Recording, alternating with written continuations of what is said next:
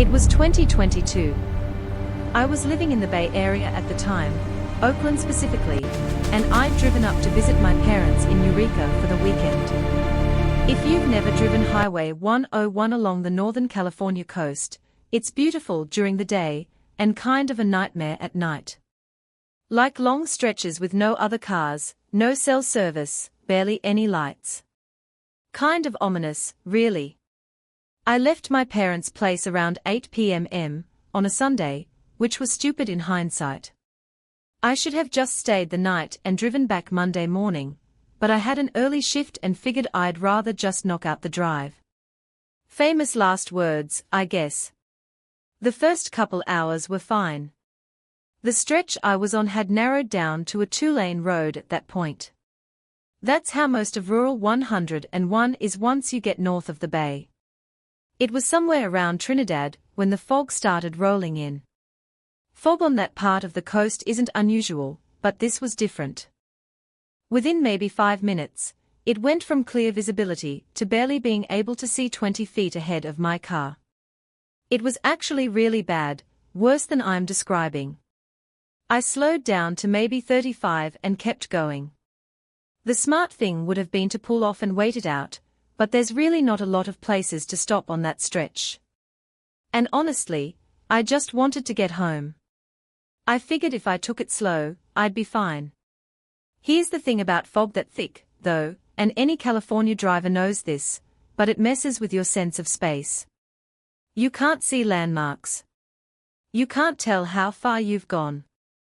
You can't see what's coming up ahead. It's disorienting as hell, especially when you're already tired. After another half hour or so of driving, I saw a figure standing off the side of the road. I say figure because that's genuinely what it looked like at first, just a shape on the shoulder, maybe 50 feet ahead. As I got closer, I could see it was a person, a guy based on how tall it was, and he was just standing there facing the road. He wasn't walking or waving me down like he needed a lift. And it didn't look like he was on the phone either. He was genuinely just standing there. I slowed down even more as I passed because I was worried about clipping him if he stepped out into the road. He didn't move though. He didn't even turn his head to watch my car go by, which was really creepy. I got a good look at him as I passed and there was nothing about his face that struck me as particularly unusual. My first thought was maybe his car broke down somewhere, and he was waiting for a ride, which would make sense, right? Except I hadn't passed any cars on the shoulder, and there was no reason for him to be standing in that exact spot, facing that exact direction. There was nothing there. I thought about turning around to ask if he needed help, but something about the whole thing felt wrong. It wasn't my problem, so I just kept driving. About 10 minutes later, though, I saw him again. I'm not exaggerating. It was the same guy.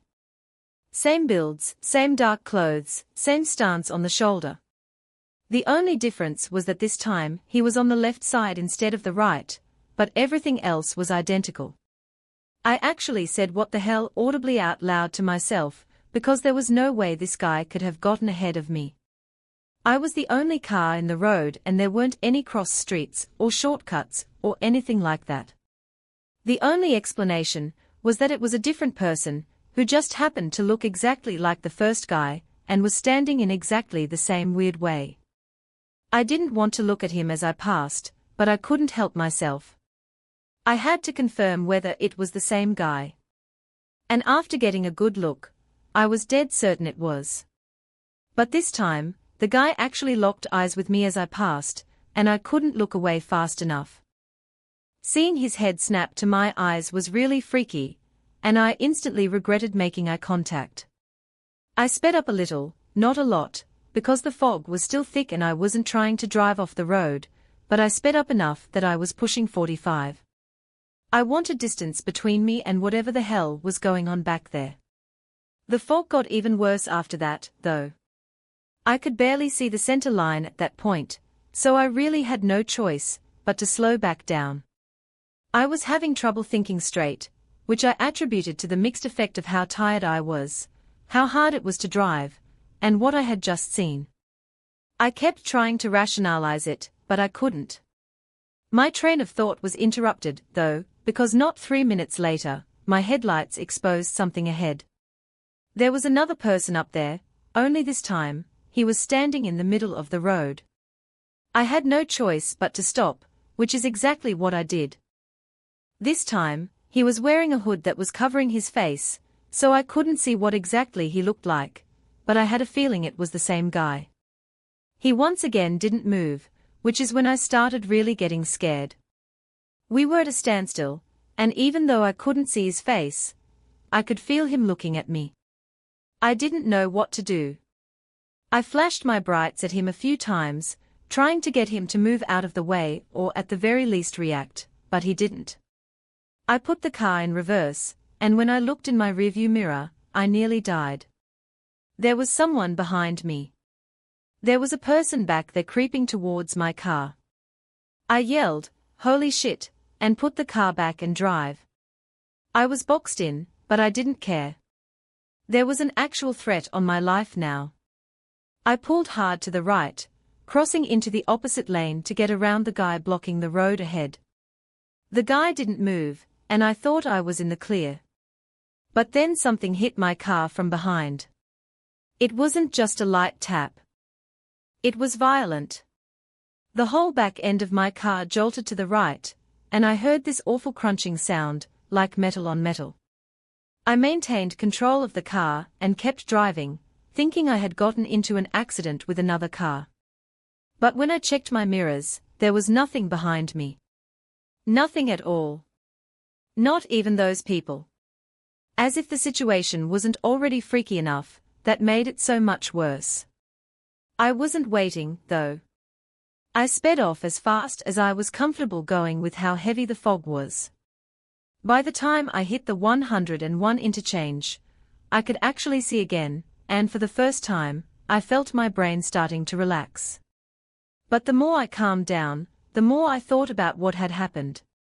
And this might sound surprising, but I genuinely concluded that I hallucinated everything. Here's the thing.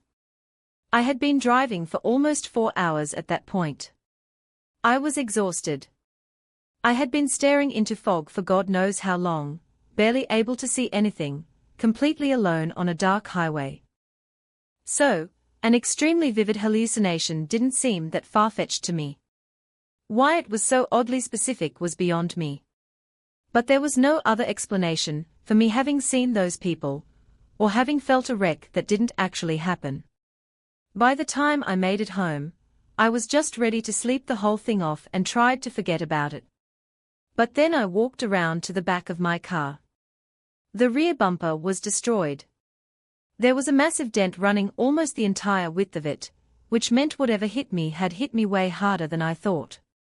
It also meant that I actually had been hit, meaning I hadn't hallucinated anything. I stared at the dent for like 5 minutes. There wasn't any paint transfer, which there definitely would have been if I had been hit by another car, but if it wasn't another car that had hit me, I had no idea what could have caused such considerable damage.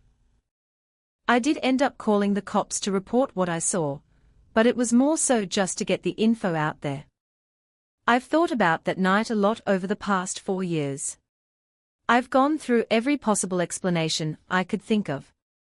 What I've accepted is that I hallucinated the figures, and in my panicked attempt to drive off, I hit a guardrail post or a mile marker or something like that. The thing that gets me is this, though. I can accept a hallucination, but for me to hallucinate one thing, the figures, while actually experiencing the other, the crash, is something I have trouble accepting. The fact that there was actually damage to my car has always made me think there was something more malicious going on that night. This happened this past spring break, so we are talking only a few weeks ago. I'm still in college. I'm a senior now. And I went back to my hometown for the week like I always do. The problem with going home, though, is that there's genuinely nothing to do there. I grew up in one of those suburban towns that's technically close to a city, but doesn't have any of the benefits of actually being in one, meaning no bars, or nightlife, or anything really within walking distance. When I'm at school, I've always got something going on, but back at home, it's a ghost town. The other issue is that none of my hometown friends have the same spring break schedule as me. I've got maybe 4 or 5 people I still keep in touch with from high school, and every single one of them was either still in class or already had their spring break earlier in March. So, I was looking at a full week of doing nothing, which I really wasn't thrilled about. I should probably also mention that I've been trying to cut back on some stuff lately, nicotine and alcohol mainly. I figured a week at home, with nothing to do, was either going to make that worse or give me a chance to reset. I decided I was going to work out every single day instead. I was going to lift in the mornings and run in the afternoons, keep myself busy just so I could stay out of my own head. That's how I ended up going for a run on a random Tuesday afternoon. I remembered this loop I used to do back when I ran cross country in high school. It's exactly 3 miles from start to finish, starting and ending at my house. The route takes me through my neighborhood for maybe a 4 mile, then cuts into this wooded trail that winds through a small patch of forest before spitting you back out onto the street about a block from home. I've probably run that loop 1,000 times between freshman and senior year. The woods is the best part, honestly. Running on pavement destroys your knees, but the trail through the woods is soft. It's quiet in there, too, which is something I always look for on my runs. So, I headed out around 5.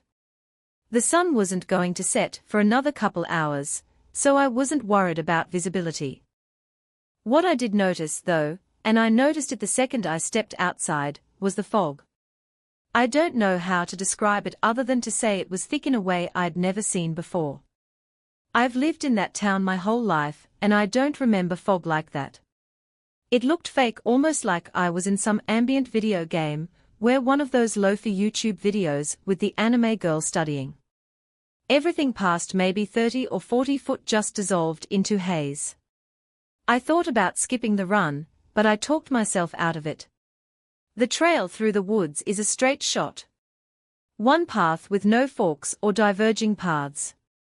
I've been through there so many times I could probably do it blindfolded. Getting lost wasn't even a possibility. I had my Garmin watch on so I could track my pace and distance. I started my workout, did the quarter mile through the neighborhood, and entered the woods. The fog was even thicker in there, which made sense since the trees blocked out a lot of the remaining daylight. I couldn't see more than 15 or 20 feet ahead of me, but the trail is easy to follow. For the first mile and a half, everything was normal. I was running a little slower than usual because of the visibility, but it wasn't too bad. I remember checking my watch around the mile mark, then again at 1.5 miles. The issue started around the 2.5 mile mark. At that point in the loop, I should have been approaching the end of the trail. The path curves to the left. You go up a small hill and then you're out back on pavement. I know that section by heart. Hell, I know every section by heart. I've literally run that loop hundreds of times. But when I looked down at my watch and saw 2.5 miles, I was still deep in the woods. I figured my watch was just being weird. It was at least 4 years old at that point, so I assumed its GPS signal was getting interrupted by the dense tree coverage or something. The fog could have been messing with it, too. These seemed like reasonable enough explanations, though, so I just kept running, assuming I wasn't as far along the trail as I thought. But then I passed 3M, which was when I knew something was up. 3 miles is the entire loop. At 3M, I should have been standing either in my driveway or on the street. Instead, I was still surrounded by trees on both sides, still running on the same dirt path, with no indication that I was anywhere close to getting out. So, I stopped. I'm not a paranoid person, and I'm not superstitious either. There must have been some rational explanation for what was going on. I caught my breath and tried to think, but I genuinely could not figure out what was going on. There was only one trail, which I knew for a fact. There weren't any forks, branches, or alternate paths. The only way I could have gotten lost in there was if I had physically left the path and waded through the brush and undergrowth, which I definitely hadn't done. I checked my watch again. 1 mile. The number kept ticking up even though I was standing still, which told me the GPS was definitely having issues. That was the only part of the whole thing that made any sense. I didn't really have a choice at that point. I could either keep running forward and hope I eventually hit the exit, or I could turn around and retrace my steps. The second option seemed smarter. If I just ran back the way I came, I'd eventually get to the trailhead where I started. And from there, I knew exactly how to get home. So that's what I did. I turned around and started running back. The fog had gotten worse. I didn't know how that was even possible, but it had.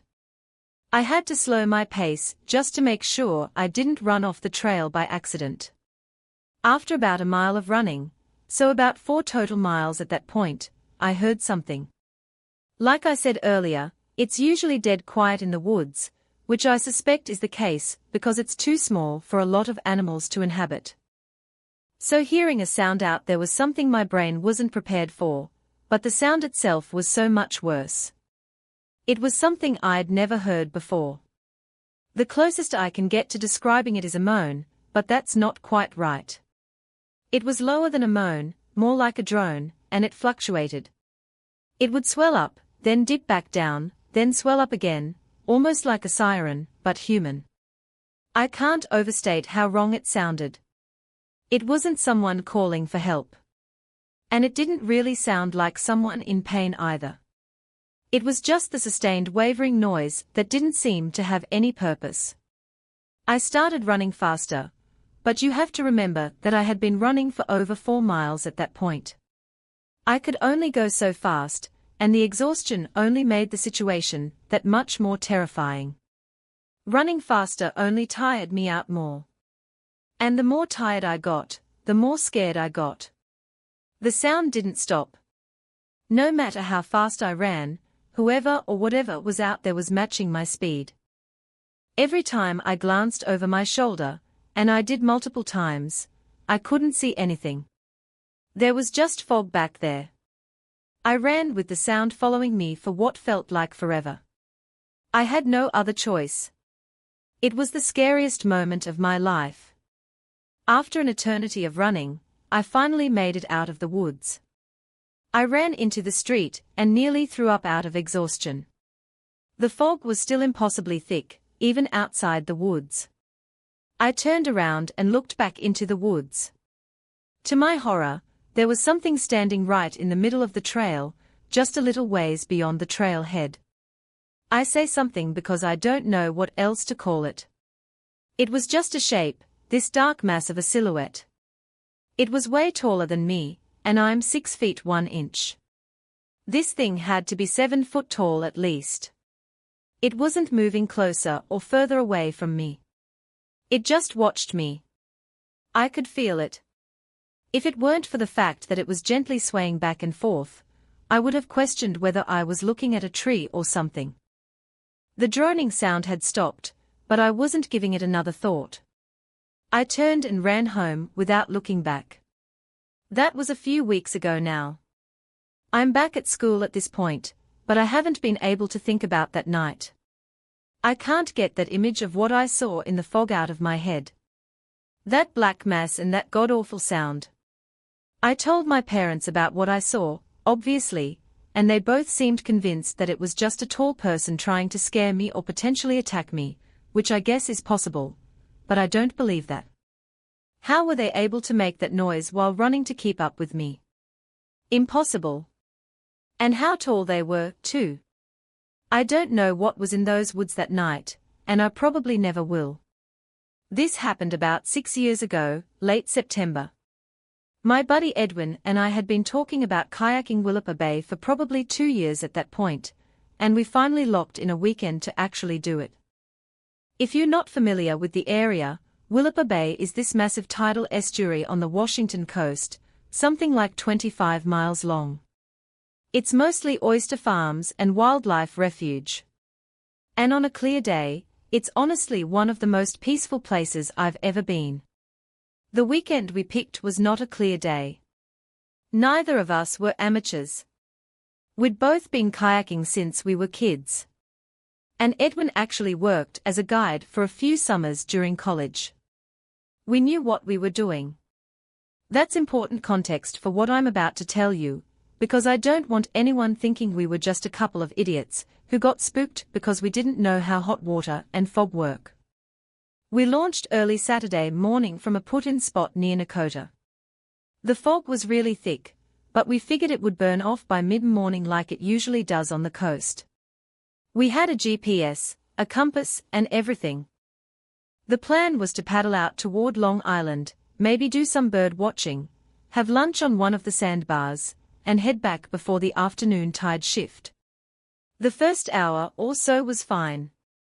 The fog muffled everything in that way coastal fog does. You feel like you're paddling through cotton and everything is really quiet. We couldn't see more than maybe 40 feet in any direction, but we were staying close together and checking our bearing every few minutes. No big deal. It was probably around 9 a.m. when I first heard something. It was a splashing sound. At first, I thought it was Edwin. We were paddling in loose tandem formation, him about 15 feet to my left, and I figured he just adjusted his stroke or something. But when I glanced over, his paddle was resting across his kayak. He asked if I heard that too, and I nodded my head yes. We both stopped paddling and just drifted there for a second, listening.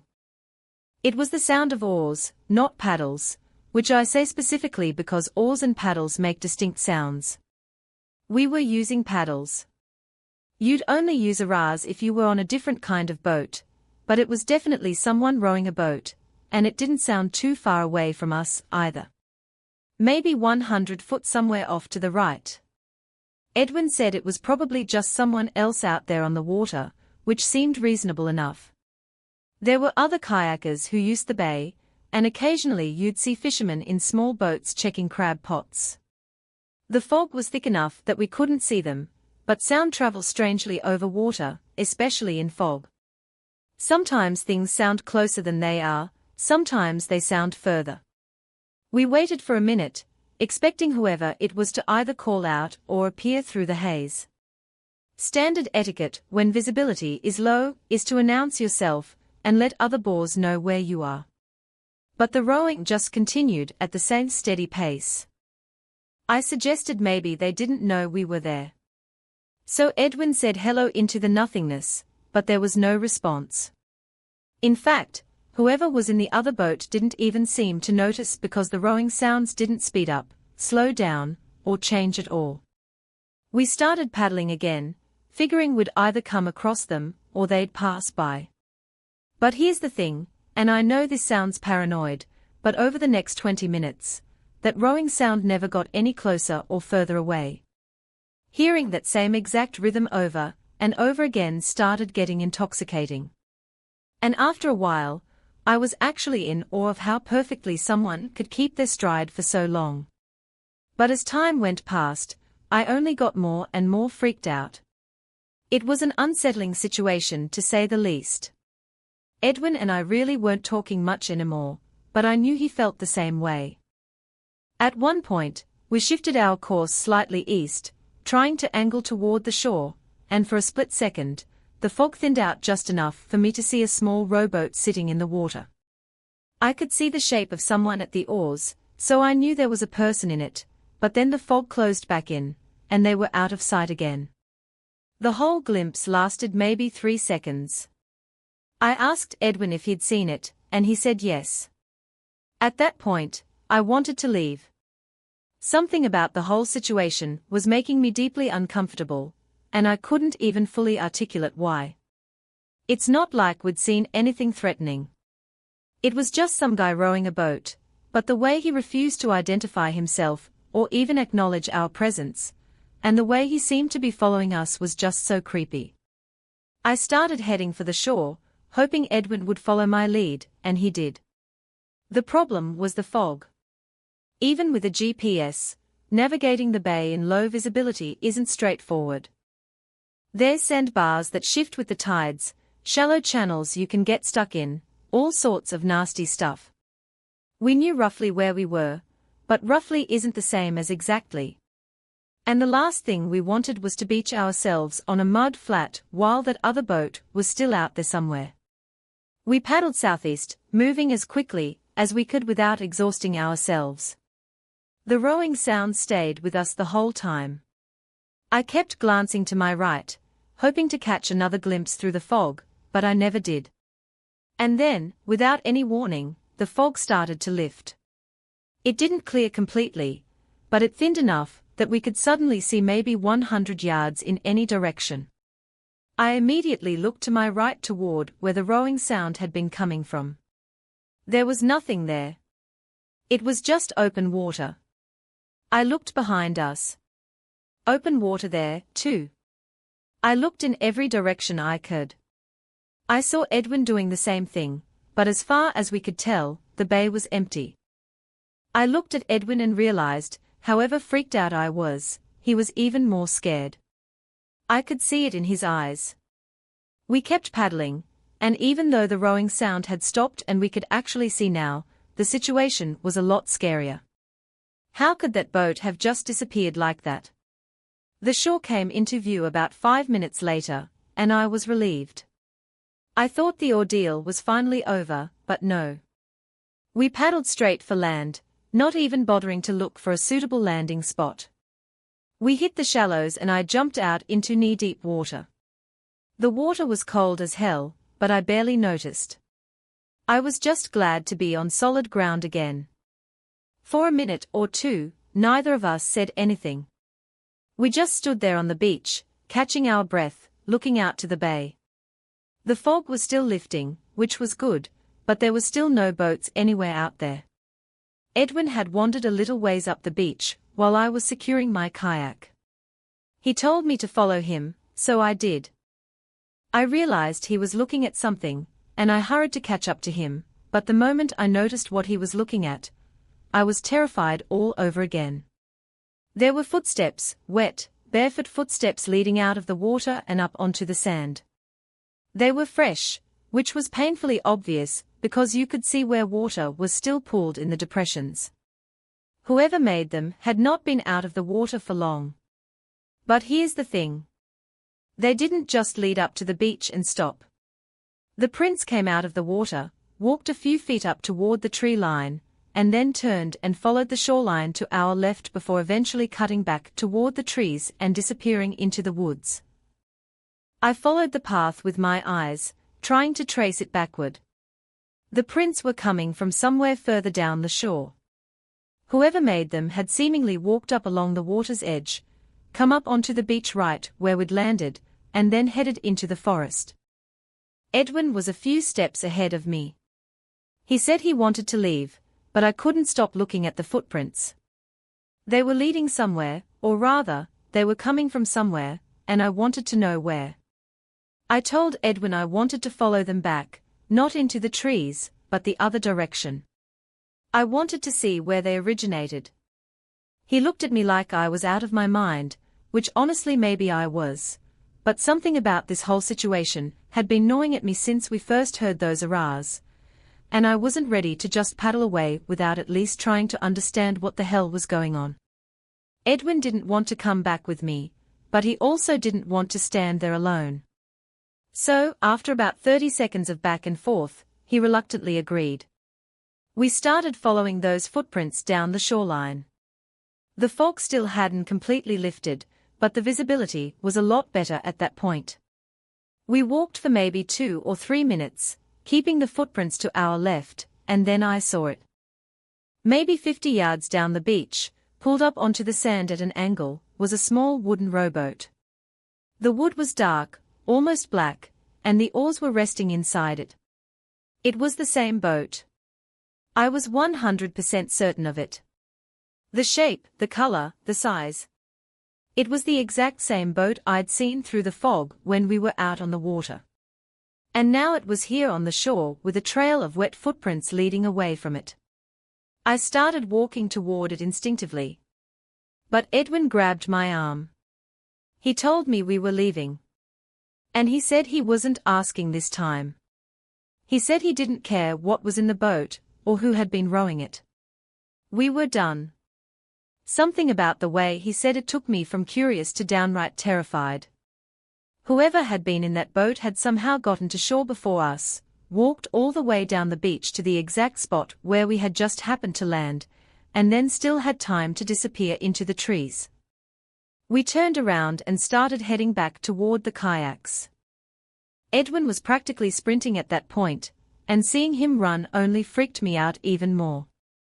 We got to our kayaks, shoved them back into the water, and paddled out of there as fast as we could. And that was that. I've thought about that morning a lot over the past 6 years. I've gone through every possible explanation I could think of. The best-case scenario is that we were just victims of some elaborate prank, but I think that's somewhat far-fetched. Here's what I keep coming back to. We were on the water for over 2 hours. We paddled in multiple directions, changed course several times, and eventually made a beeline for shore when the fog started lifting. Whoever was in that rowboat would have had to get to land before us in a slower vessel, no less. Walk all the way down the shoreline to the exact spot where we ended up landing and then disappear into the trees. All before we even hit the beach. It sounds so absurd and impossible that I honestly don't know what to think.